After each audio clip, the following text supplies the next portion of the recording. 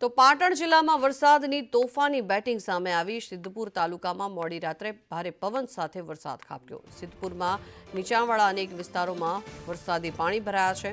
કાલેડા, ધનાવાડા અને પંચકવાડા, દશાવાડામાં પણ વરસાદી માહોલ જામ્યો છે। કલ્યાણા, કુંવારા અને કાકોશી પંથકમાં પણ ધોધમાર વરસાદ વરસ્યો। સતત વરસાદના કારણે તેને ઠેર ઠેર પાણી ભરાયા હોવાના આ દ્રશ્યો। વધુ માહિતી મેળવીએ સંવાદદાતા યશવંત જોડાયા છે। યશવંત, શું સ્થિતિ છે હાલ પાટણ સિદ્ધપુરમાં, જ્યાં સતત વરસાદ વરસી રહ્યો છે?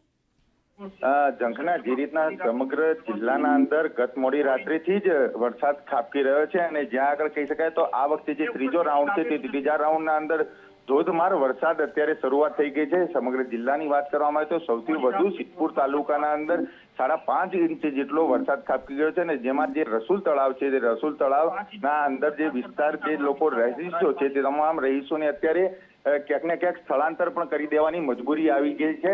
જોકે સમગ્ર તંત્ર અત્યારે તે વિસ્તારના અંદર કાર્યરત તો થઈ ગયું છે, પરંતુ સમગ્ર પાટણનો જે વિસ્તાર છે તે પાટણના વિસ્તારના તમામ હાઈવે હોય, અંબાજીનગર વિસ્તાર હોય કે તમામ જે આજુબાજુના ગામડાઓ હોય તે તમામ ગામડાઓ અત્યારે પાણીથી ભરાઈ ગયા છે।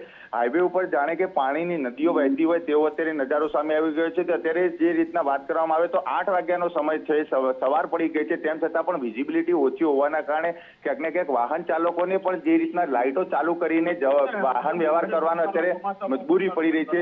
સ્વાભાવિક રીતે વાત કરવામાં આવે તો આ જે વરસાદની ઋતુ છે તે વરસાદની ઋતુના અંદર પાટણ જિલ્લાના અંદર જે અત્યારે વરસાદ પડી રહ્યો છે તેટલો ધોધમાર વરસાદ પહેલીવાર પડી રહ્યો છે, કારણ કે અગાઉ જે વરસાદ પડ્યો તે 25% વરસાદ હતો, પરંતુ આ વખતે જે વરસાદની શરૂઆત થઈ ગઈ છે તેને લઈને એટલું ચોક્કસ કહી શકાય કે પાટણ જિલ્લાના અંદર વરસાદે અત્યારે બેટિંગની શરૂઆત તો કરી દીધી છે, પરંતુ આગામી સમયના અંદર જે રીતના